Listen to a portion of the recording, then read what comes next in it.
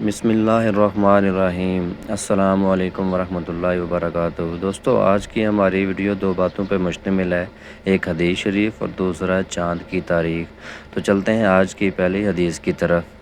فرمان مصطفیٰ صلی اللہ علیہ وآلہ وسلم ہے، حج کی ادائیگی میں جلدی کرنا۔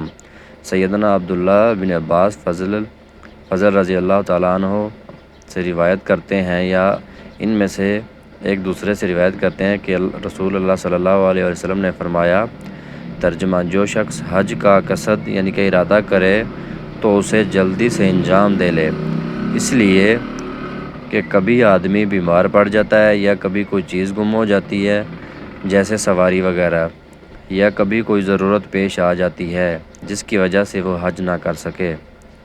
سنی ابن ماجہ 2883۔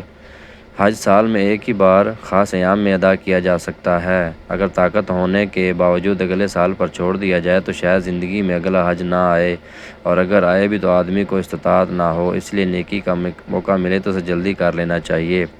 دوستو، یہ تھی ہماری آج کی حدیث۔